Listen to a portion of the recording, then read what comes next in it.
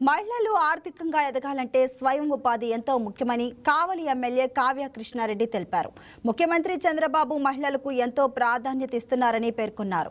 ప్రభుత్వం అందిస్తున్న వడ్డీ లేని రుణాలు మహిళలకు కొత్త జీవనోపాధి అవకాశాలు కల్పిస్తాయని, ప్రతి మహిళ ఆత్మవిశ్వాసంతో ముందుకు సాగాలని ఎమ్మెల్యే ఆకాంక్షించారు. కావలి పట్టణంలో ప్రధానమంత్రి అనుసూచిత జాతి అభ్యుదయ యోజన కార్యక్రమంలో ఆయన పాల్గొన్నారు. ఈ సందర్భంగా నియోజకవర్గానికి చెందిన 20 మంది మహిళలకు ఎస్సీ కార్పొరేషన్ ద్వారా వడ్డీ లేని సబ్సిడీ రుణాలను పంపిణీ చేశారు. అనంతరం స్వయంగా ఎమ్మెల్యే ఆటో నడిపారు.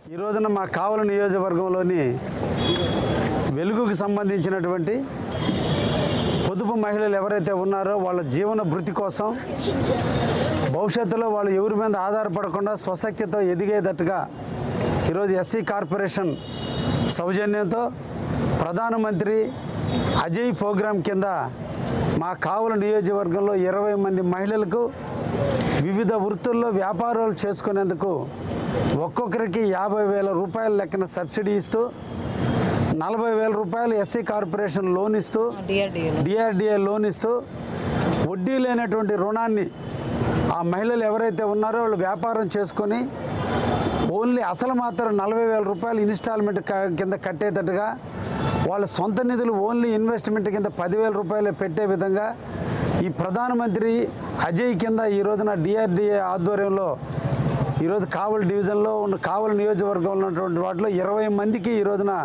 అందించడం జరిగింది. అందులో ఫోటో స్టూడియో కానీ అదేవిధంగా ఆటో కూడా ఒక మహిళ కొనుక్కుంది. ప్రతి ఒక్కరిని అభినందిస్తున్నా. దీన్ని స్ఫూర్తిగా తీసుకొని ఇంకా చాలామంది తన స్వశక్తితో ఎదిగే విధంగా ముందుకు రావాలని ఈరోజు డిఆర్డిఏ కానీ అదేవిధంగా ఎస్సీ కార్పొరేషన్ ఆధ్వర్యంలో ఈరోజు ఎస్సీస్కి ఇవ్వడం జరిగింది.